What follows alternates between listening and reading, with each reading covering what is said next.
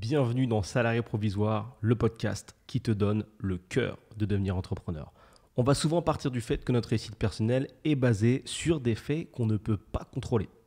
Avoir la fibre business ou entrepreneuriale, connaître les bonnes personnes, avoir un capital de départ important ou encore, bien sûr, avoir la fameuse bonne idée que tu connais si bien. C'est normal parce que bien souvent, on ne nous a jamais montré comment faire et nous sommes entourés, je dirais même totalement entourés de personnes avec la même mentalité.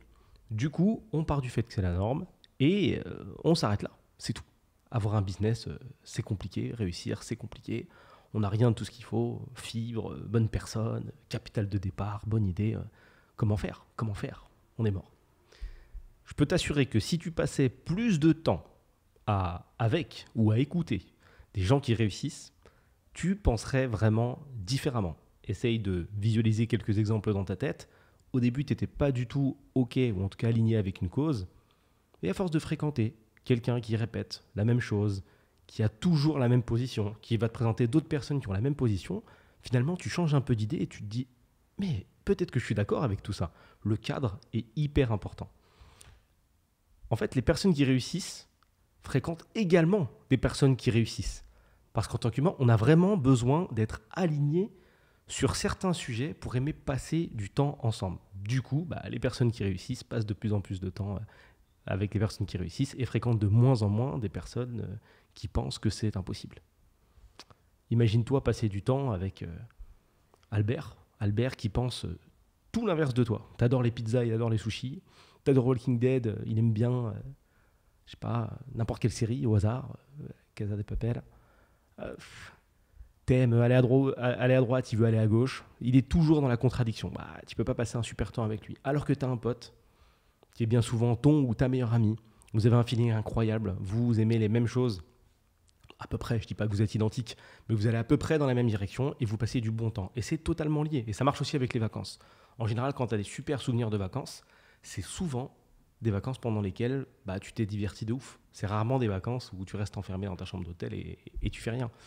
Les émotions, chez les humains, c'est quelque chose de capital. C'est quelque chose qui vient définir si on aime ou si on n'aime pas. C'est quelque chose qui vient influer directement sur nos choix. Tu es allé à un mariage, pourquoi tu as passé un bon mariage si ce n'est pas le tien? Parce que tu as eu des émotions, parce que tu as kiffé, parce que c'était... y avait des moments émotionnels, désolé pour la répétition, parce que c'était particulier, parce qu'il y a eu quelque chose, une émotion, quelque chose de profond qui t'a fait kiffer le moment. Mais en soi, si ça se trouve, on te resserre le même mariage, on change les personnes, tu n'auras pas les mêmes émotions. Et ce même truc, tu vas dire que c'était naze. En gros, si tu veux y arriver, tu dois changer ta mentalité pour comprendre les rouages du business et commencer à fréquenter ou à écouter des choses qui t'expliquent comment atteindre tes objectifs. D'ailleurs, merci d'écouter ce podcast. Tu es bien sûr au bon endroit. Alors, on va faire un petit exercice de visualisation avec un exemple fictif qu'on va appeler Pierre. Pierre, il existe dans deux dimensions pour qu'on ait deux exemples. La dimension A et la dimension B, dans lesquelles il lui arrivent les mêmes aventures. Par contre, en fonction des mondes, il ne prend pas les choses de la même manière. Il a deux mindsets différents, à savoir deux états d'esprit, deux façons de penser, deux manières de faire différentes. Pierre A est salarié, ok? Il rêve d'avoir son propre business, mais comme il n'a pas la fibre, c'est impossible pour lui. Tu connais. Il sait qu'il n'a pas parce que c'est rare. Et dans son entourage, personne ne tente de se lancer parce que, encore une fois, c'est bien connu, c'est dangereux, on le sait tous. Il a entendu parler de la bourse, mais bon, c'est du poker, de la loterie, donc c'est à éviter également, ça sert à rien. En plus, il connaît un ami, il connaît un gars, c'est ce fameux « je connais un gars qui a fait des trucs », qui a investi et qui a perdu de l'argent. Du coup, il met ses rêves de côté et le soir, il passe son temps sur Netflix et YouTube devant des séries ou des vidéos marrantes. Je ne dis pas forcément qu'il est triste, mais voici le descriptif de sa situation. Niveau finance, il met un peu d'argent de côté tous les mois, 100, 200 euros sur un compte épargne à 0,5% par an. Bon, il fait ce qu'il fait, quoi. 10 ans plus tard, Pierre A est exactement au même endroit, avec 15 000 euros de côté, et il en a dépensé une partie pour s'acheter une voiture. Je viens de te décrire un parcours que moi je trouve plutôt classique, qui correspond à peu près aux gens de mon entourage. Ça, en tout cas, dans ma perception, ça fonctionne. Dans la dimension suivante, Pierre B, donc c'est toujours la même personne, mais je te le rappelle avec un autre mindset, il est également salarié. Il rêve d'avoir son propre business, et comme il a choisi de réussir, lui, il cherche des solutions. C'est différent déjà. Sans relâche. D'après son entourage, avoir un business est compliqué, mais les gens qui le conseillent n'ont jamais rien tenté. Du coup, il choisit de ne pas les écouter et se rapproche de contenus qui vont le faire grandir un petit peu tous les jours.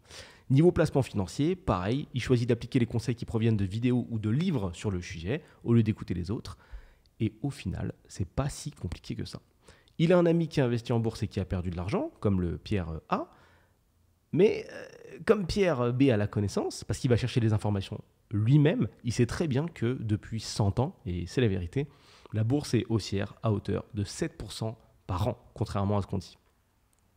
Donc lorsque ça descend et que son pote vend bêtement et fait partie de la longue liste de personnes qui ont perdu de l'argent en bourse, Pierre sait qu'il faut tout simplement conserver sa position et racheter un maximum pour se renforcer. Le temps passe et Pierre B se rend compte que ce sont les gens qui manquent de connaissances. 10 ans plus tard, Pierre B a pris 7% par an avec la bourse, lancé 3 business et acheté 4 appartements.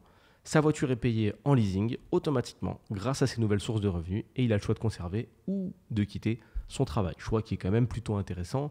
Je pense que tu seras d'accord avec moi. La dimension A est celle que tu connais le mieux et c'est pour ça que tu regardes cette vidéo ou que tu écoutes bien évidemment ce podcast. Ton but, c'est d'aller chercher la dimension B. Ces deux gars-là sont les mêmes, c'est les mêmes personnes.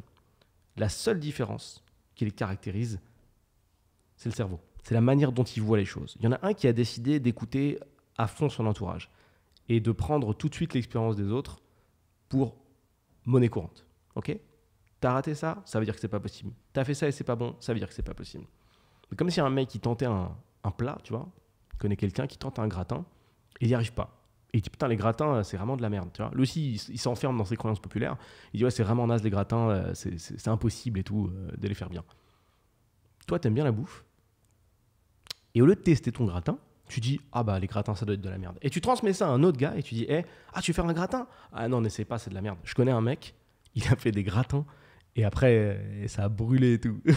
C'est ça. C'est exactement la même chose. Et ça, c'est le comportement qui est appliqué par beaucoup de personnes.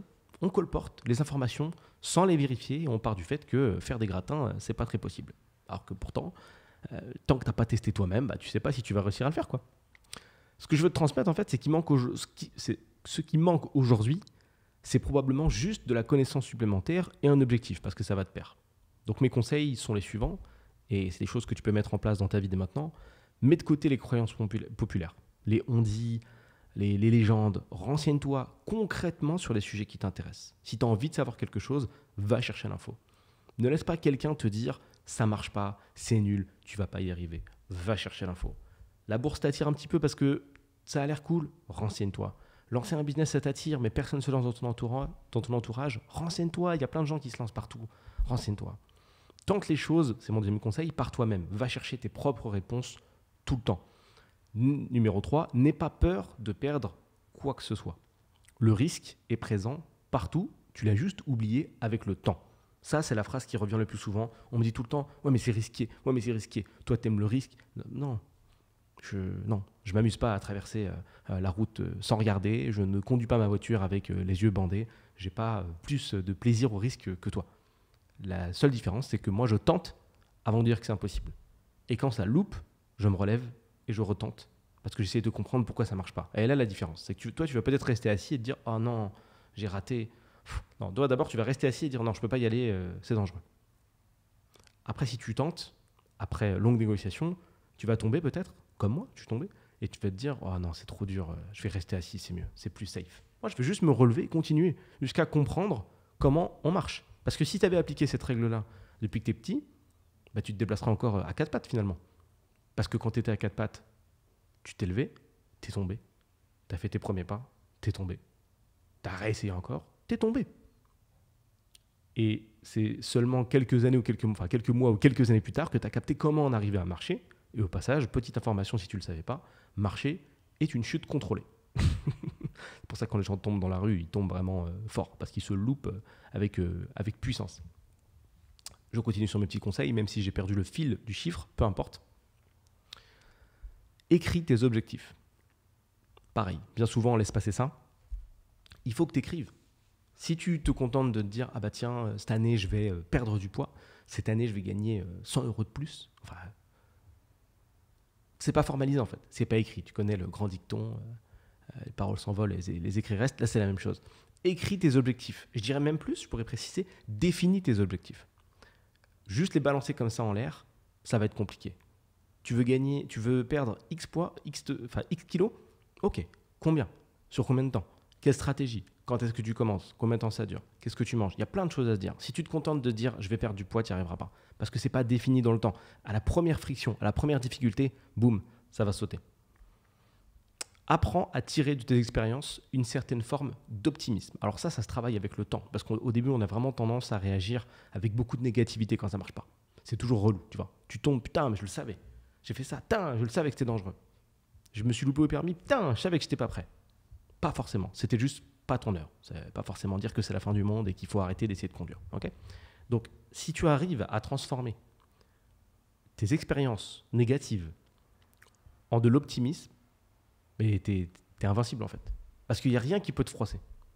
Et petit à petit, ce que tu estimes être des problèmes va se transformer en des expériences. Juste des leçons. Et tu diras, c'est une leçon. Tu vois, zen. Tiens, il s'est passé ça, ok, c'est une leçon. Après, tu peux pousser le truc encore plus loin et transformer les trucs très très négatifs en quelque chose de positif. Essayer toujours de comprendre ce qui s'est passé.